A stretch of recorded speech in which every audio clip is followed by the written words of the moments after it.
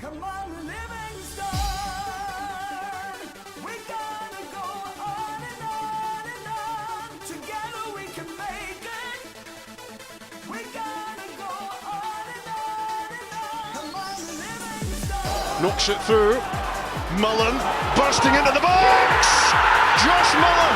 Together we can make it. Mullen's ball across, it's turned in! It's Pittman who's got it! Livingston leads! Can they get the ball back in? O'Brien. Lead! And Livingston have the lead! Man, can score. If we march together. The full-time whistle blows and David Hayes celebrates. And the Livingston fans join in exultation. Come on, Livingston. Livingston have the lead against Rangers, and they are certainly rising to a few occasions on their return to the top flight in Scotland. Come on, Livingston. We gotta go. Hello and welcome to a new season of Talk Livy. After a break over the summer, we've been back in pre-season and ready to go for what will likely be another roller coaster of a campaign following the Lothian's finest football team. Joining me this week, as usual, it's Angus. Angus, how you doing? You enjoyed your little break? Yeah, not too bad. As you say, back in for pre-season, running up and down the sand dunes, getting ready for the new season. Apparently done more pre-season than some of our players this summer by the sounds of things due to unforeseen circumstances. But yeah, Euros have gone. England didn't win it, buzzing with that. So yeah, ready for more football now. Yes, I've learned all the words to the Italian national anthem. I won't sing it for our listeners. I don't want to put them through that pain. But yes, that was a positive way to end the Euros for any Scottish fans. So yeah, but it's been a nice wee break, a few weeks away. But let's get back to it. But as usual, listeners, you can listen to this episode and all our other episodes on your preferred podcast streaming site. We're on Apple Podcasts, Spotify and YouTube, plus loads more. So just search Talk Livy, follow us and subscribe if you can so you won't miss another episode. Coming up this week, we'll discuss all the comings and goings in what's been a summer of change at Almondvale. We'll then discuss our Premier Sports Cup campaign as the Lions clawed their way into the last 16. And finally, we'll look ahead to our league opener as we travel to Govan to take on last season's unbeaten champions Rangers.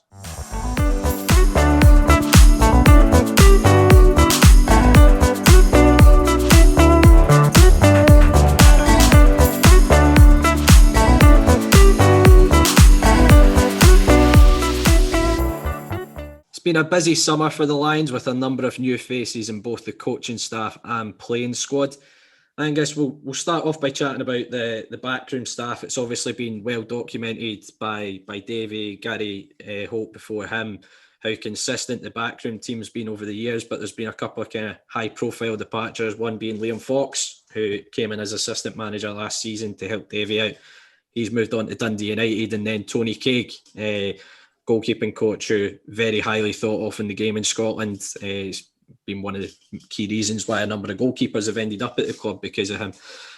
What's your thoughts on those two leaving the club? Yeah, it's always a sad day to see people who have, contributed to success. Obviously, you mentioned Tony Craig there, been at the club for quite a wee while now. The likes of Liam Kelly, I remember seeing him tweeting about him all the time, being like he's one of the best in the game that he's worked with. Obviously, yeah, great goalkeeping coach. We've had a lot of good goalkeepers over the years and that, and he's been a large part of the reason due to that. Liam Fox as well, obviously he was already kind of a club legend. He's obviously former captain, former player for us. Quite a short stint for him in all honesty, but I guess perhaps that was always the intention. Maybe he was coming in for that wee bit more experience to help out in that kind of turn of the season there. But yeah, I guess losing him to a rival team in the league isn't too great, but at the same time, all the best to him. I think the Liam Fox one was quite a strange one as well. I think there was a good couple of rumours of him going elsewhere and then somehow ended up at Dundee United. I'm sure at one point he was supposedly supposed to be in the Hibs setup, but not entirely sure what happened there. I think he was basically assuring to be first team coach over at Hibs, but obviously going to Dundee United, he's got the assistant manager's job, so it's maybe just that slightly higher up role with another big club in Scottish football at Dundee United as well, and it's a kind of fresh start at Dundee United with Tam Courts getting appointed there too. So, best of luck to Liam. As you mentioned, he's a club legend. The best of luck to Tony as well in his new role. I saw that he went to Falkirk, but I think he's now away to Dundee United as well, from the sounds of things, after Neil Alexander left. So best of luck to the pair of them. But with folk leaving and come new people, and our new assistant manager's a pretty familiar face. We obviously chatted to him last season about getting into coaching. Marvin Batley and his assistant manager. What's your thoughts on that one? Yeah, very exciting. Obviously, we spoke to Marv quite recently, and the guy, he just talks about the game very, very well. He's the kind of player who you want at your club. Obviously, he's doing a lot of work off the field as well in regards to the kind of like racism stuff. He's just a terrific ambassador for our club, and somebody who deserves the best out of the game. He obviously took up like the reserve team manager role, but that was obviously cut short due to the kind of due to the COVID protocols and stuff like that. So it'll be exciting to see what he can do. Obviously, we've had like 4 games here. I don't think he's really been able to have much of an influence because he's been, ruled out due to like a sickness bug and that. But yeah, delighted to have him on board. And, hopefully it's not the last that we see him playing as well. But it does seem as if his time's going to be limited on the pitch this season. But yeah, couldn't be happier to have Marv as the assistant manager now. Yeah, I was saying it. I was doing Grant Campbell's podcast, kind of previewing the season, and we were chatting about Marv, and from the chat we had with him, he just seems like a proper student of the game, and he's obviously had his eyes on getting into coaching. And Davey's always talked about that consistency with the backroom team, and as we say, this is probably the biggest turnover we've had in that side of things. But with Marv coming in as assistant, I think that almost keeps that little bit of continuity. With Marv coming in, obviously he knows the squad, he knows the club, he knows behind the scenes very well. So I think it was the natural decision to give Marv that role, and I think Marv's obviously at that stage in his career as well, where moving into the coaching side of things is where he wants to go. And as you say, he's a fantastic ambassador for the football club. For anyone that didn't see it, he was on Newsnight, kind of national broadcast, talking about racism in football after the Euros final, and the way he speaks about things like that, you stand up and take notice of what he's saying. He's very articulate when he talks about those matters, and best of luck to Marv in his new position. I'm sure he'll absolutely smash it. A couple of other arrivals. Stuart Garden comes in, goalkeeping coach, very good CV from looking at it. And another one's Dougie Imrie, who's going to be heading up the youth side of things. And again, don't get me wrong, Dougie Imrie wasn't the most popular of players for any opposition fan, and I'm sure Dougie would admit that himself, but comes in with an incredible CV at Hamilton. And was speaking to a couple of boys I know who are Aki's fans, and you can't speak highly enough of him. He's a club legend over there, but in terms of the coaching side of things as well, fantastic CV he's built up. Yeah, obviously we've not had a youth team for quite a wee while now. It would seem getting somebody from Hamilton who, Hamilton produced players an awful lot. I think I know they haven't had the best of runs in the Betfred Cup just there, but I think at some points they've had 9 or 10 academy graduates in their starting 11, which is always encouraging to see. 9 yesterday against Albion Rovers, yeah. Aye. So that just goes to show you, it's a guy who's who the club will have good hands in developing our kind of youth players and that. And yeah, hopefully we can get back to developing a couple more gems from around this kind of area, and that get back to what we did so well in the mid 2000s. But yeah, it's going to be quite interesting having Dougie Imrie on the pitch and not wanting to scream abuse at him, but tremendous to have him on board. I'm sure he's a class guy, and yeah, from the kind of pre-season kind of videos and that, he does seem to be a decent laugh and a good presence around the club and that. So yeah, again, we haven't really been able to see him on the touchline either just yet because of apparently a back injury. So yeah, I guess we've still got to see what he'll offer to us. I can't believe someone's managed to do the back picking up a fiver. I mean, COVID the last 18 months, we've become a cashless society, Dougie. Come on, catch up with the times, mate. But no, I totally agree. In terms of the club that he's come from, I think, you look at Hamilton, very similar resources to a club like ourselves, and they have an incredibly successful youth setup. I think David mentioned that he spoke to Brian Rice over there and kind of got his views on Dougie, and I think he's a very, very astute appointment bringing in that role because, as I say, he's worked at a club with similar resources to ourselves, kind of similar, almost catchment. You're kind of competing with bigger clubs for youth players and things like that. So I think it's a really astute appointment, and I'm sure Dougie will fit in fantastically within the setup. But onto the playing side of things, we'll start with some of the departures. I think there's, of course, something like 14, 15 players all moved on, loans ended and things like that. But most high profile ones in terms of Livy fans, you would talk Scott Robinson being one, Alan Lithgow, who quite rightly is a club legend, are a couple that instantly spring to mind. And then obviously Jet's going up to Aberdeen, played a massive role in kind of Bruce Anderson coming. What's your thoughts on some of the departures? Is there any that you wish were still hanging about for this season coming? A few.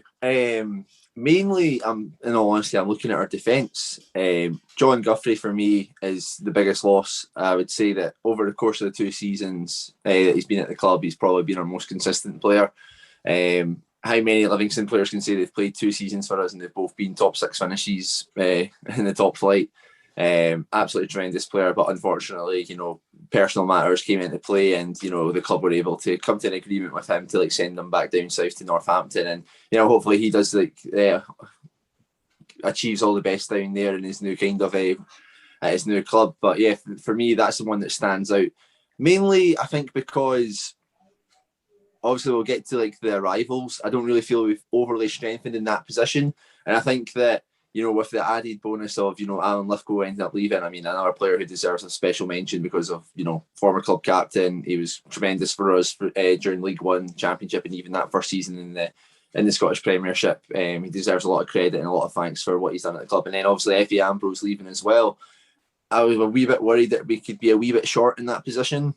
But yeah, regardless of that, I think we'd struggle to replace a player of John Guthrie's quality anyway.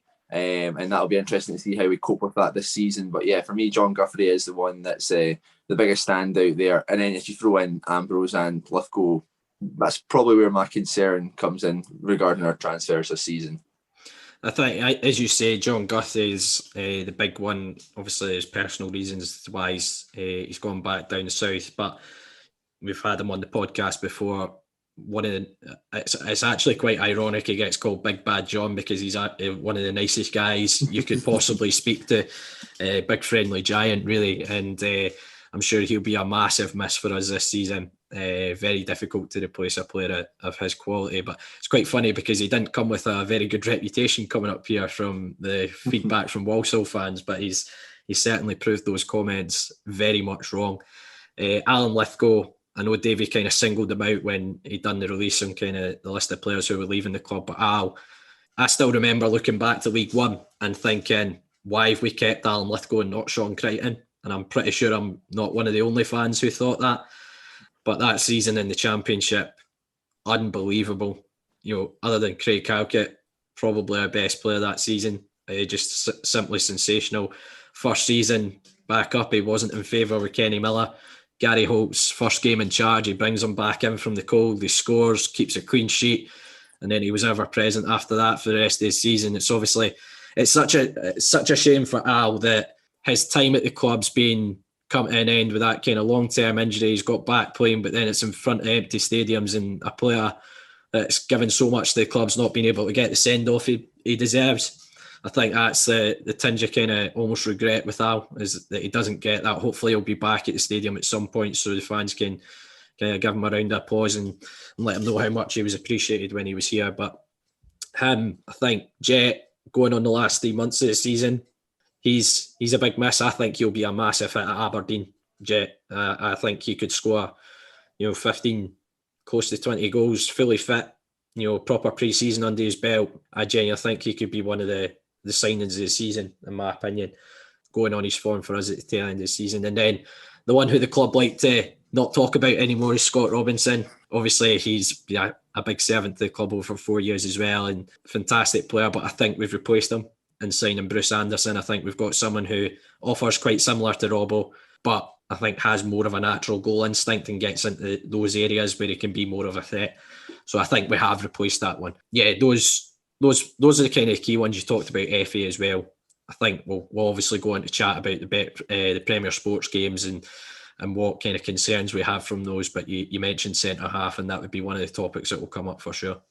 So obviously you talked about Bruce Anderson there for replacing Scott Robinson. Obviously he's not the only new arrival to the club. In all honesty, he's probably one of the few signings that we have who isn't able to play at left back, it seems. But other than Bruce Anderson, who else stands out to you? And yeah, bonus points if it's not a left back player. Yeah, I mean, there's obviously a bit of a fan's favourite come back in James Penrice, who happens to be a left back, but Penrice can play a number of positions, and certainly the Betfred games, pre-season games, he's been playing in the front three quite a lot.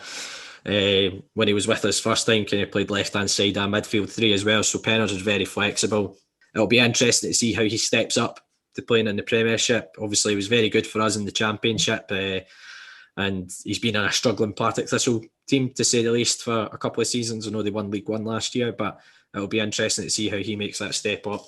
Another couple of interesting ones I think we've talked about Io Obalai, but having seen him in the flesh now, what an absolute monster that boy is. He is huge. I've seen him play in front of up at Brecon, he played kind of in front of the back four. I think he looked more comfortable there, and I think he's looked at centre half personally. Tom Parks has come in. I think there's similarities with Guthrie. With Parks obviously left-sided, decent in the air. I don't think he's maybe, and I wouldn't have said Guthrie was the quickest anyway, but I don't think he's as quick across the ground as Guthrie is, which could cause maybe a little bit cause for concern going forward. But along with the left backs that we've signed a number of players that are going to be playing in midfield as well. Ben Williamson's coming on loan, who our Broth fans raved about. I spoke to a couple of fans who, clubs are in the Championship, and they spoke very highly of Williamson as well. He's looked very tenacious, very eager to impress when he has come on. He's looked pretty good. Boy Adam Lewis, I think, is already coming for a bit of criticism, a bit of unfair criticism from some of our fans on social media and at the games, the last two games. But I think you need to take into account the lad does normally play left back, and we've been playing him in centre midfield.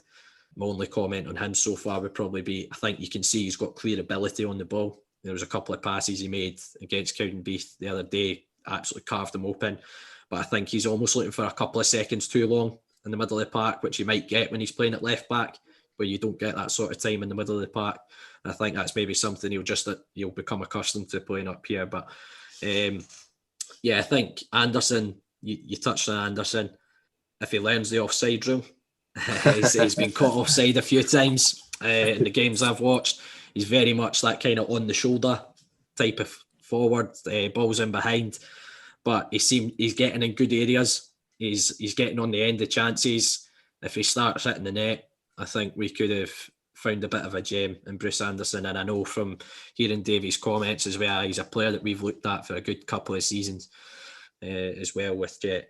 Another one's Christian Montano's came in as well. He was on a kind of pre-contract one that was done and dusted early doors. I've liked the look of him. I think he offers I think, again, going to Davy's comments, he's wanted wide players who play on that side. He kind of referred to Nicky Cadden being the last left-footed left winger we had. So Montano seems quite direct, very athletic, quick. So I think he'll be a big kit.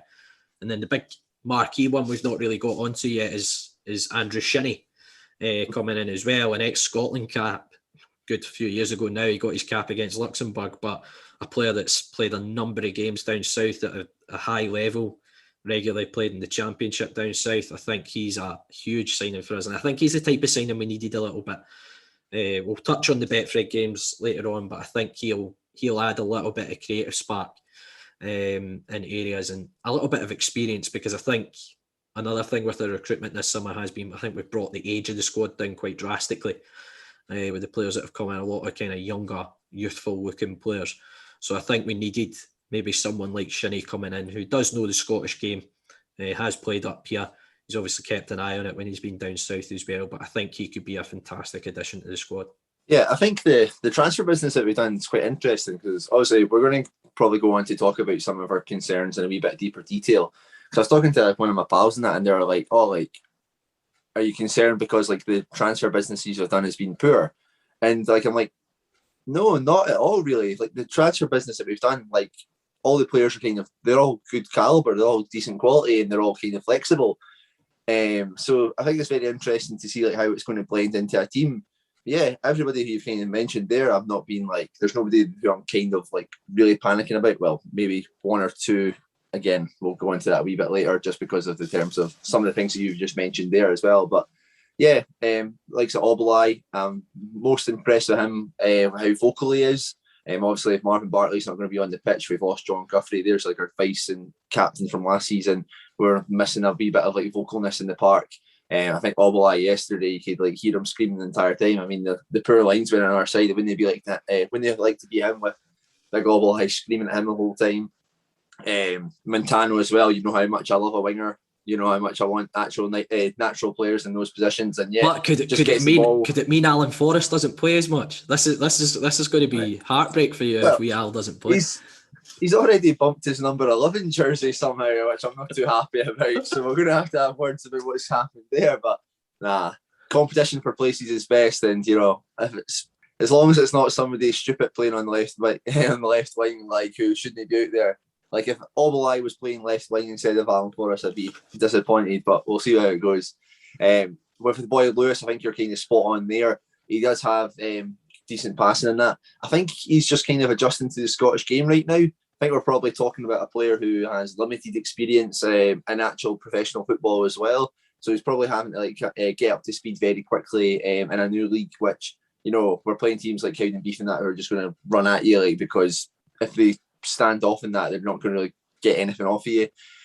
But yeah, I agree that some of the criticism may be a wee bit OTT at times for him, but yeah, I think there's a lot of players within who we've brought in who are really exciting. I mean, Andrew Shinnie as well. When I seen that, I was like, that is an absolute scoop and a half. I mean, Hank Davey even said that. He was like, I couldn't believe it until he walked into the door. And yeah, again, it's going to be interesting to see, because it's just going to be interesting to see how we fit all these players into the one team. We have a lot of players, you know, who can play similar positions. I mean, you've mentioned how, you know, obviously Penrice and Lewis are probably natural left backs, but they've been played in other positions. I mean, you're looking at that now. You've got Penrice, Williamson, the boy Lewis, you've got Shinnie. That's just 4 off the top of my head who can all play centre mid. Obalai as well. 5 new players who can all play within, you know, probably 3 midfield positions that we're going to have. What does that mean for Sibbald? What does that mean for Holt? What does that mean for Pittman? So it's going to be interesting to see how this is integrated and, you know, the kind of rotation and what kind of like style of play that we're going through. But obviously, we'll get onto the style of play that we've probably picked up on from these 4 games in the Premier Sports Cup.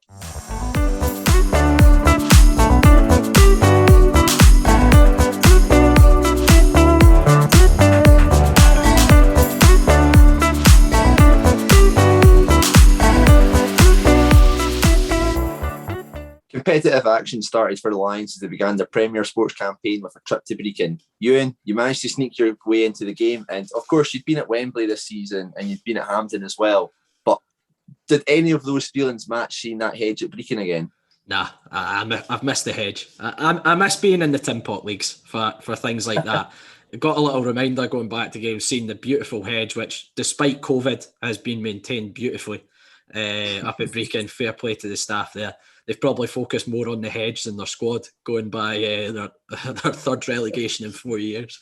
And then you go to Alloa and you get a pie on a roll. It's these things you miss. It's these things you really miss about Scottish football. But no, it was good. It was good to get back up and watch us in the flesh. Again, my dad, to give a bit of context, my dad actually stays about 15 minutes away in Forfar. So my dad had gone up to Brecon and bought a couple of tickets and insisted he's a loyal Brecon supporter. So so managed to go to the game. But I think we played fine in the game. I think we played it almost at a pre-season tempo a little bit. I don't think we had to get out of second gear. To be honest, obviously we took the lead within the first minute. Tom Parks getting a debut goal. And then after that, the play was a bit slow. I know Davey passed a comment about the pitch being quite sticky, and I'm not one for, you know, making excuses and stuff like that, but I actually agree with Davey a bit. I think when you were playing kind of lofted balls or trying to play a diagonal or zip it across the surface, it was really kind of holding up, especially with kind of clip balls over the top. It wasn't kicking on, if that makes sense. It was just bouncing straight up.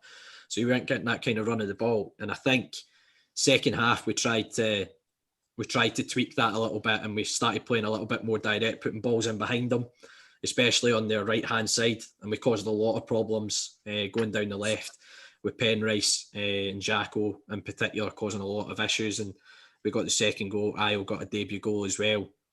Shocking defending, might add, from Brecon, leaving the biggest man on the park completely unmarked at the back post. But there you go.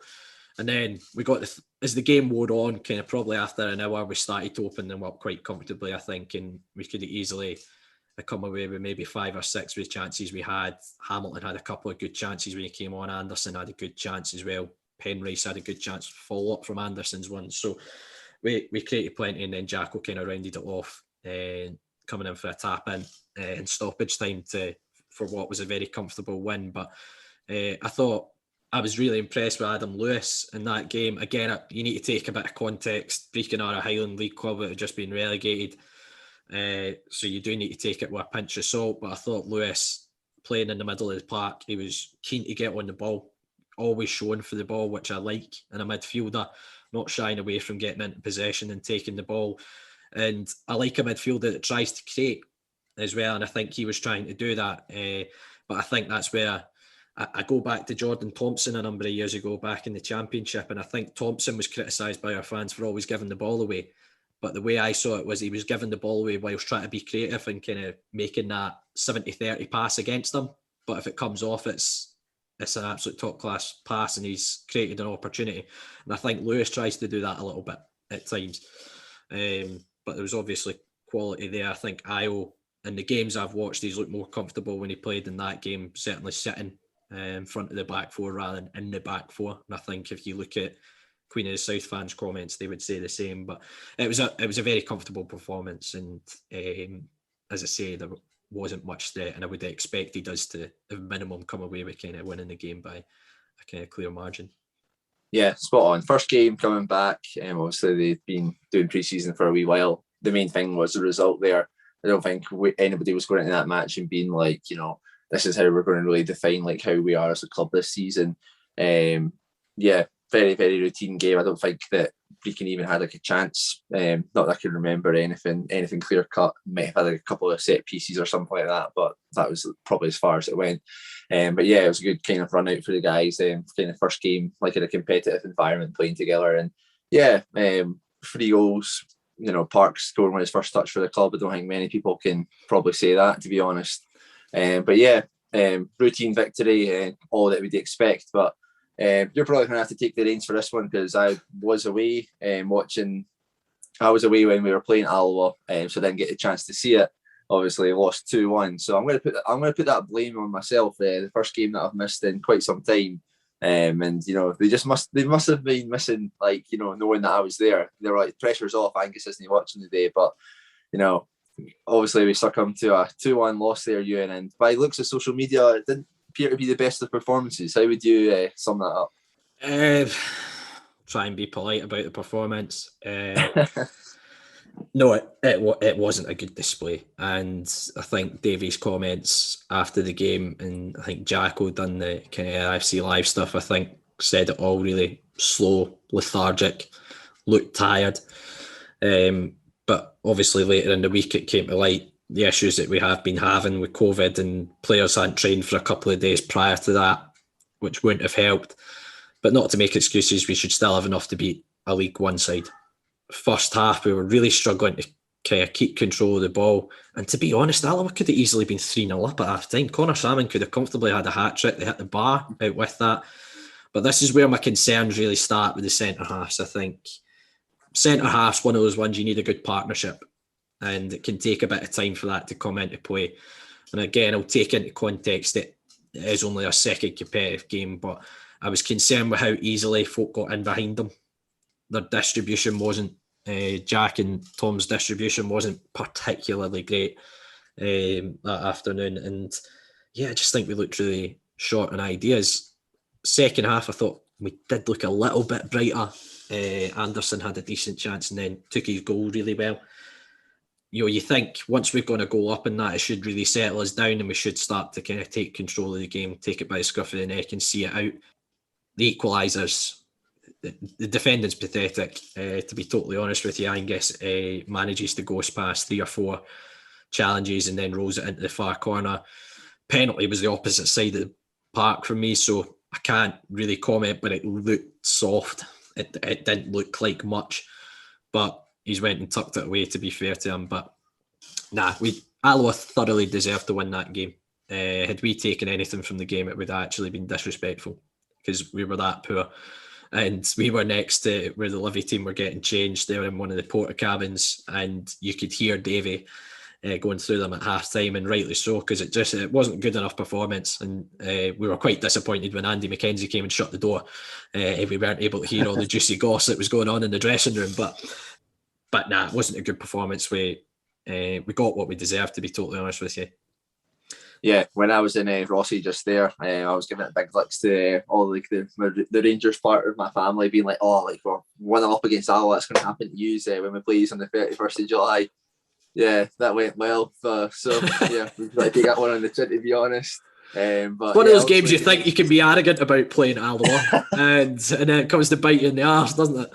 Honestly, you think after all these years of being a Livingston fan, I'd think I would know not to like get ahead of my stations, but you know what, we live and learn again. But you know what, we're still going to compliment my Ibrox anyway, so here we go. But yeah, next game would be the first one that I was able to be back at. Obviously playing Raith Rovers at home during the week just there on, you know, probably one of the hottest days that Scotland's ever felt, honestly. And in terms of, you know, that game, I would say what the main positive for that was that I was able to top up my tan. I was not impressed at all during that Raith Rovers game, and that's where my main concerns are coming from regarding our team for this season. I thought Raith were much better organised than us. I think they had a much more clear game plan than us, and yeah, I was just not impressed with how we were lining up. Obviously, we were still missing a lot of players, a lot of personnel, staff-wise as well, weren't at the game. I just found very little to be kind of excited about. We went long an awful lot, never came off at all, really. We had like one clear chance where Bruce Anderson probably should have finished it, but other than that, I just think it was a game that was lacking quality the whole way around. And if we play like that, I feel against any team in our league, we will get punished. That's maybe where the worries. You obviously talked about like alarm bells and that for like some of the fans. Can understand it to an extent because it really wasn't good enough against a team who, you know, we probably should be doing a lot better against them. But hung in there, 0-0, went to penalties. Who doesn't love a penalty shootout? Well, almost me when Craig Sibbald, you know, hit bubbles with it. But, you know, we hung on till the end. Max Stryek, you know, came up in clutch, saved 2 great penalties. And then probably the most entertaining thing of the game happened at the end when, you know, Jackson Longridge was, you know, glowed into like Christoph Berra and stuff like that. So do you think I'm being too harsh with my kind of thoughts on that performance, Ewan, or are you kind of a similar vein? Well, I'll comment on the sun first. It's something we've not been accustomed to. Obviously, we've sat in the West Stand for a number of years now, which gets the shade all the time. And yeah. I have never been so thankful for that office block in my life than at halftime where the sun went behind it and I got a bit of shade. Oh, I have never, but also wearing the face mask. Oh, it was near enough unbearable. The heat was horrible. So I can only imagine how the players felt. Guys like Jason Holt and Sibbs, who have just come back from COVID, having to run up and down a football park the way they were. So fair play to them, because I was dying just sitting in it. So I can only imagine how those guys were feeling. But first half hour, I would say, was almost a carry-on from the Alloa game. Again, really slow, lethargic, kind of lacking in ideas a little bit. But I think we grew into the game. Kind of last 15 minutes, we started to show a bit, started to be a little bit more creative. I thought Shinnie looked very good on the right-hand side. You could see kind of his intelligence on the ball. He protects the ball really well when he's given it in tight areas. He faded out the game as it wore on, which was kind of to be expected. He's not played a lot of football. But I think second half, to be honest, I thought we were really comfortable. Without creating a great deal. Montano had that save and then Anderson really should have scored the follow-up. But if he scores that and we win the game 1-0, you're going, probably deserved, I would say. So I think second half we were better. But again, I think the likes of Montano coming on, who's a natural winger, forward player, coming in that area rather than the likes of Penrice or Lewis, who were playing earlier on, I think added to the bit of attacking threat. I think I saw a little Jason Holt got a bit of criticism online. Personally, I thought he actually had quite a positive second half and he was doing things that he doesn't do very often. He was carrying the ball forward, driving with it 10, 15 yards, pulling us up the park, which, Jason normally likes to protect the ball, just keep the game ticking over, kind of, square balls, kind keeping hold of possession, but he was doing a little bit more on Wednesday, which I quite liked seeing from him, taking the game by a scruff of the neck. And if any team deserved to win it or sneak 3 points, it would have been us personally, because if you look at the game, I don't think Raith Rovers created a great deal. I know they had a few dangerous kind of counter-attacks first half. I think Zanata pulled one wide by about 20 yards, which was quite a poor effort on goal, but it was actually quite a good chance. And then, as you say, the penalty shootout, it was building though with Jacko, because he had a little run-in with the boy who was playing on the right-hand side for them. We could hear it back and forth. I think the boy was offering Jacko out after the game for a scrap in the car park in front of the statue. But Jacko done he's talking on the park and obviously silenced the Wraith. Obviously, he's done Dunfermline connections. He enjoyed that. Loved his little celebration, and then hounding the penalty taker who's coming up afterwards and not retreating to the halfway line. I love that kind of shit house. Boys. Yeah, poor 17-year-old boy stepping up for one of his first competitive games, and he's getting absolutely hounded. But it's a learning experience for him, and he'll thank him in the future many years from now, I'd imagine. It's one of those ones as a football supporter, you love it when your own player does it, but you absolutely despise an opposition player doing stuff like that, and you'd be going hammer and tong at them from the stands going, no, that's bad. But absolutely loved that from Jacko, and obviously Max pulled off a couple of saves, which got us the bonus point. It looked like it would be an impossible task to get through. We have somehow managed it, being one of the best second place teams. What were your thoughts on the Cowdenbeath game? First 15 minutes, I was like, oh no, are we actually going to go through this yet again against bloody Cowdenbeath of all teams? But thankfully, after going 1-0 down, Liam Buchanan coming back to haunt us, we grew into the game a wee bit more, and I think our real quality showed throughout the match. Obviously, we had two players go off with injuries. Jackson Longridge and Andrew Shinney both came off within the first kind of 25 minutes or so, and I actually thought that the people who came on made a massive difference to how much better we played. James Penrice coming at left back, and also Jace Kabaya coming on as well. Yeah, I thought they two were excellent. I thought Penrice added so much on that left-hand side. He was getting forward, and I think it was clear to see, from this game, how we are going to be looking to play this season. I'm not entirely sold on it, but there's times where it's working, there's times where it's not. And, the main kind of thing is we're looking to get our fullbacks kind of high up, liking to kind of switch the play at times, into the kind of opposite corners for fullbacks to get onto it. That's fine. My main concern from that, in all honesty, is I don't think we've really got a midfielder or a defender who's got that range of passing. We've seen in that game just there, Scott Pittman was happy to drop off and kind of get on the ball to kind of get those moves kind of going. I don't think that's his game. I don't think you get the best out of him from doing that. But at the same time, I don't really see anybody else who has that range of passing. I don't think Holt will look to go long an awful lot. Fitzwater, his distribution he wasn't playing centre half to be fair at that time. But yeah, I think that's where my main concern is coming from. This is that from the Wraith game and from this game is there's a lot of these kind of high balls that are just a wee bit too short or just a wee bit too long. Obviously, we're still trying to get back into pre-season, trying to get up to full speed. Maybe that will come the more that we play with each other, and the more the fitness is kind of build up, the more kind of chemistry and stuff like that. But as of right now, with a week to go to the season, I'm not entirely sold on it. And it only takes us playing, the Rangers for one of those passes to be, intercepted. We've got fullbacks up the pitch. We've got two at the back who are, as you've mentioned, they're not the quickest. Counter-attacks are going to be very, very effective against us this season, I think. And maybe that's something that we're going to dial back down on a wee bit. But on the flip side of that as well, I thought when, we got the ball to the fullback's feet and they ran up themselves, Jack Fitzwater, who knew that he could be such an effective right back, I was really, really impressed with him on that right-hand side. And obviously I mentioned Penrice. He was crucial in getting the corner for the first goal, the one goal. And yeah, I thought that was a much more effective way of us going up and actually standing up Cowdenbeath in many ways, rather than going long. We actually played it around them. We actually used our own skill to get past them and get dangerous balls into the box. I think that's going to be much more effective. I think that'll be even more effective when Nicky Devlin comes back on that right hand side, just with his pure pace. Maybe that's who we're missing on that right hand side when they are trying to do that kind of longer ball, because we're punting it to the right hand corner. Fitzwater's not incredibly slow, but we're talking about Nicky Devlin, who's one of the quickest players in the league. He will make those kind of chances. So maybe it's just that wee bit of balance that we still need to see. But yeah, interesting game nonetheless. I think again when we had actual wingers on like the correct sides, we were very threatening. Montano very direct, and Kabaya as well.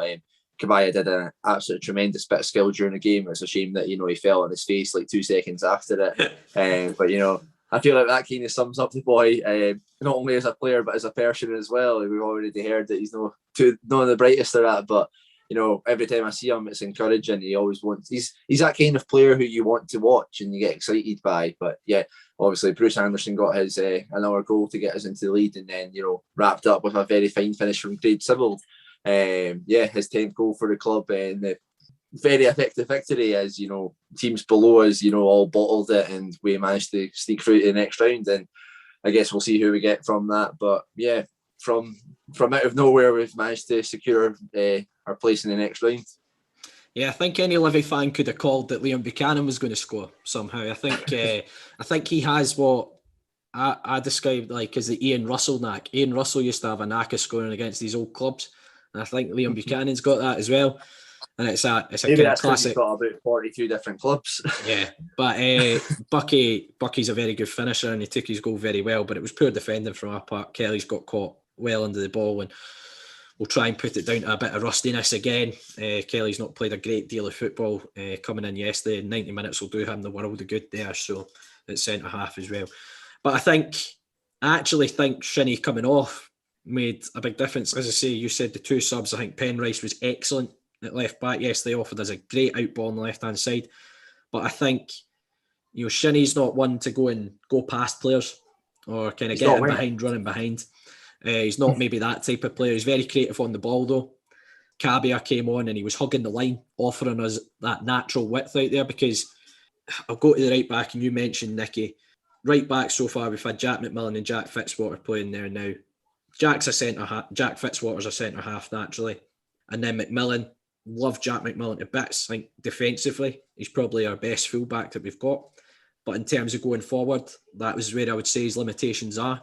Whilst I think if Shinnie had been playing with someone like Nicky Devlin next to him, I think we would have wreaked absolute havoc, especially the Wraith Rovers game and against Cowdenbeath, naturally, had Nicky been available. So I think when you're talking about getting the fullbacks a wee bit further forward, I think once you've got our kind of first choice, which would be Nicky Devlin there, or Jacko or Penrice, whoever's going to play the left side, I think you'll start to see a bit more combinations develop. I think that change helped us. Obviously got the equaliser, the OG, and then it's the second goal. Great ball by Pittman in behind for Cabia, who's rolled it across. Anderson's managed to bundle it over the line. But I think we created another few opportunities. You can see where Anderson's going to get chances this season, especially when we are out of possession and breaking on teams, playing off the shoulder. He just needs to be a little bit more aware watching the line, because he did get caught offside a number of times. I think Sir Alex Ferguson, I remember making a comment about Inzaghi saying he was born offside. We're starting to get that impression a little bit with Bruce Anderson, but hopefully that comes with more games, because as we say, for his age, he's not had a great run of games regularly, so that'll probably come with time. But you can see the type of striker that he is, and he could on another day had 3 or 4 goals yesterday, hit the post, put one over the bar. But he's getting in the right areas. I'd be more concerned if he wasn't in those areas to score goals. And I don't think we've had a striker like that, probably since Ryan Harvey. We've not had a striker who's got a kind of natural nose for getting in the right areas to score goals. But second half, again, we could have had another 4 or 5 had we been more clinical. As I say, Penrice was causing a number of problems, as was Cabia. But you're talking about that midfield. I think we're maybe missing a player who's naturally a bit destructive in the middle of the pack. I think we've got 3 boys who can graft in Holt, Sibbald, Pittman. We know what Pitts is all about. Sibbald really added that to his game since coming to the club, and I think Holt's got that in him. But I think we need that natural destructive player, and I think that's what Obalai's been brought in to be.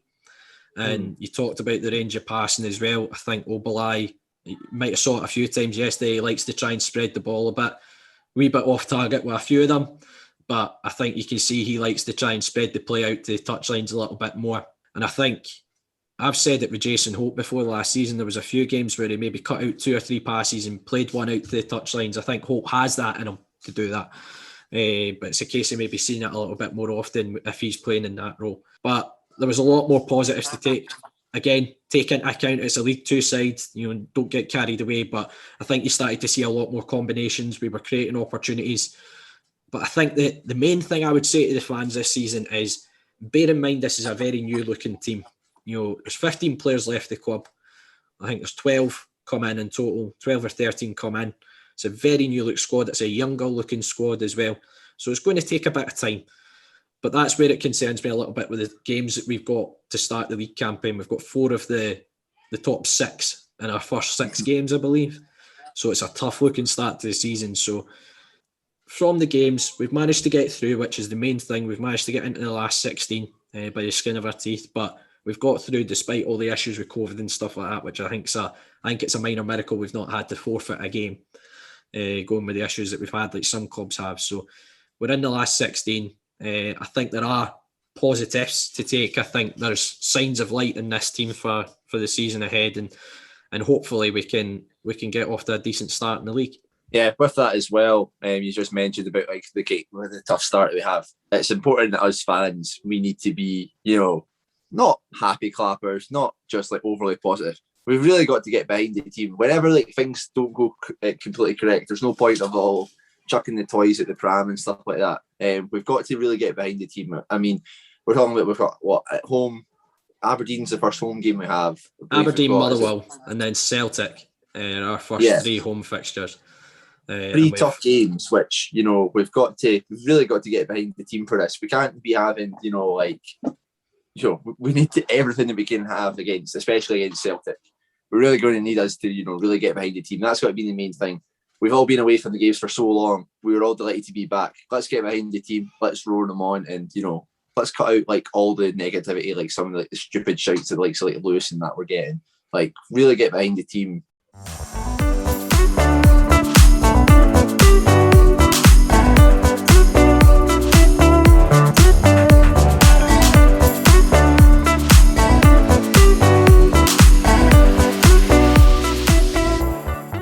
It doesn't get more daunting than an opening day trip to Castle Grayskull as we kick off our Premiership campaign at the home of the champions. Angus, have you got any positive thoughts going into a game against the unbeaten champions from last season? Okay, the pause says it all. Okay, so Angus is predicting at least a 4-0 loss. I'm going for already. You know what? You're eerily accurate. Yeah. Unbeaten champions. The first game that they'll have in front of their fans since winning the league. I just don't see this going well, and I don't think that's really a complete reflection on us. Maybe a wee bit, but I just think that they're going to be so up for it. And we've already seen like how much talent they have in their squads and all of that. And this could be a long day for us. Obviously, we've talked about the kind of a couple of our issues that we are wary of, especially in defence.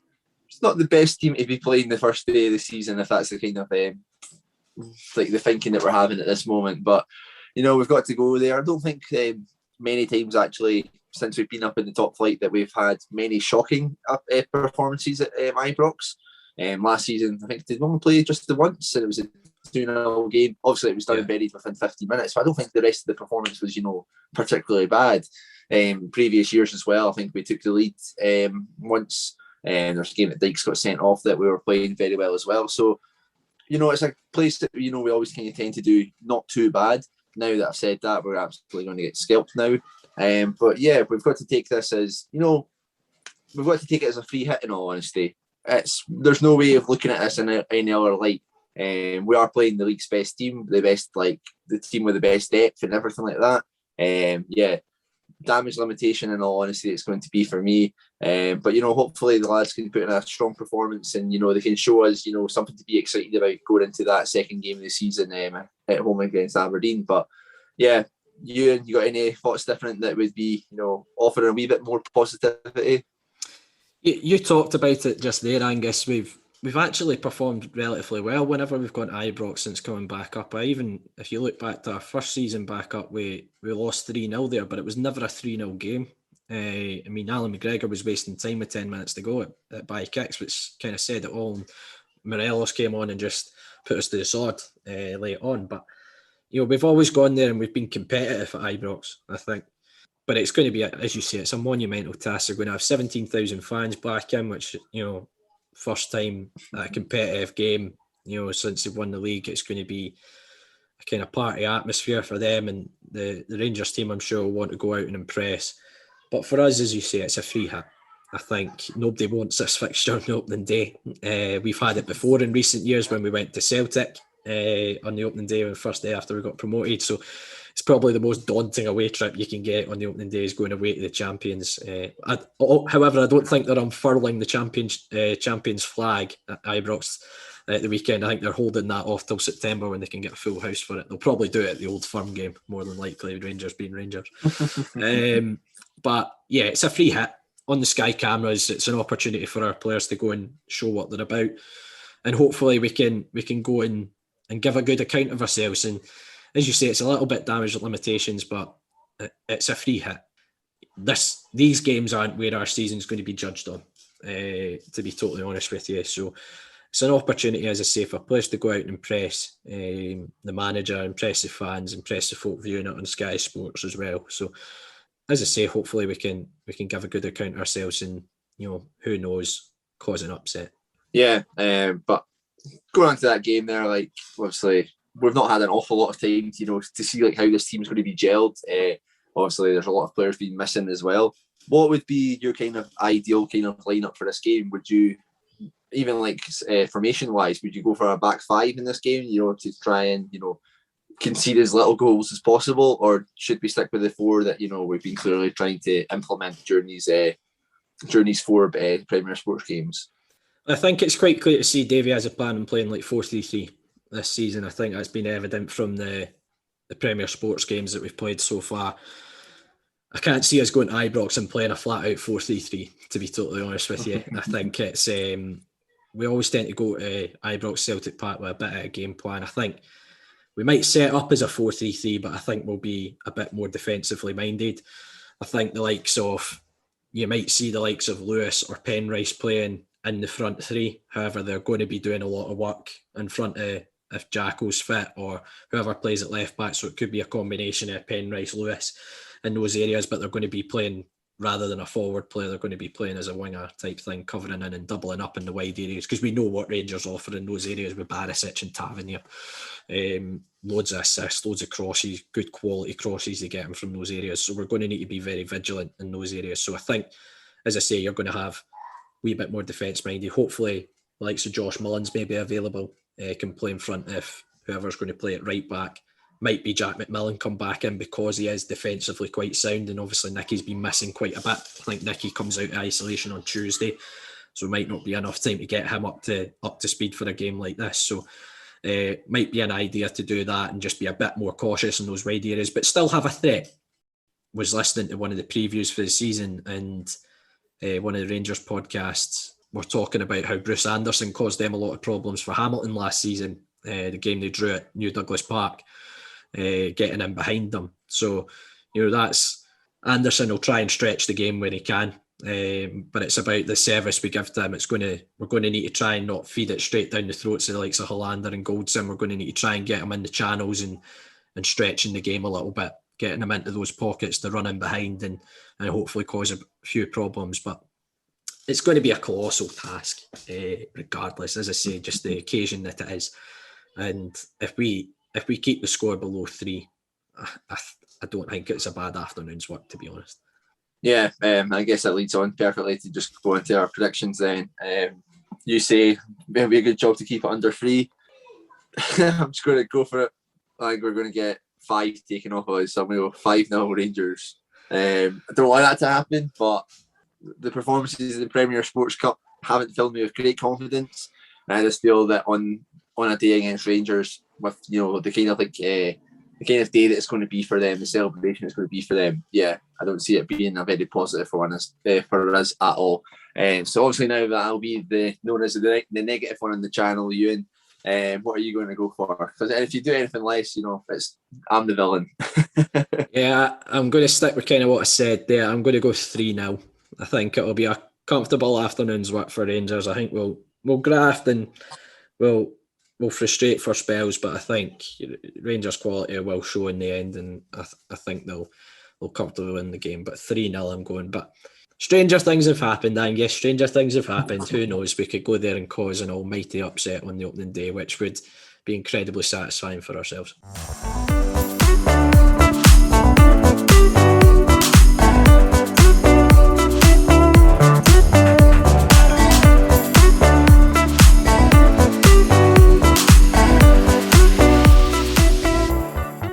That's it for this episode of Talk Livy. Thanks again to every single one of you for tuning in.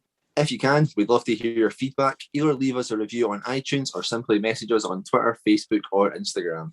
As Angus said, we're on Facebook, Twitter and Instagram. Search Talk Livy to find us. You'll find all the links to our weekly episodes on there as well. You can also find all our episodes, including this one, on all good podcast streaming sites, including iTunes and Spotify. We're also on YouTube, so don't forget to subscribe to the channel. If none of those options suit you, all you have to do is head to our website, talklivypodcast.libsyn.com, where you'll find every single episode that we've done over the last few years.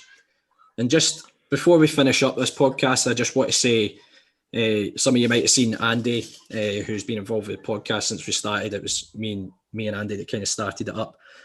I'd just like to go out and say, if you haven't read his message, obviously Andy's taken a step back from doing the podcast, but just a massive thanks for all the work that he's put in doing the podcast over the years.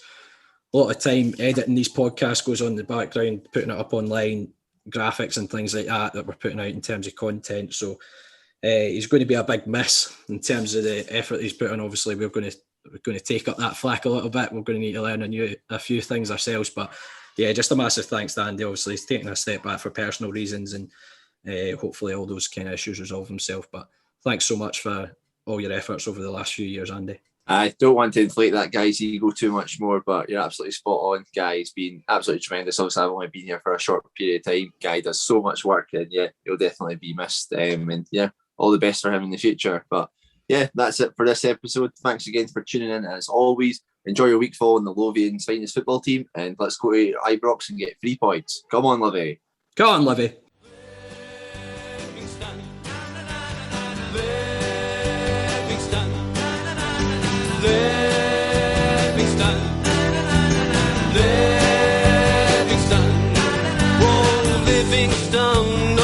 Livingston, a love will never die. West Lothian is our battle cry. This is the place from which we hail. Livingston, oh Livingston, it's up to Amberville. Livingston, Livingston, Livingston, oh Livingston, oh Livingston, we love it when you score. Livingston, oh Livingston, the Amberville Lions roar. Livingston, oh Livingston, we realize our vision. Livingston, oh Livingston, into the Premiership.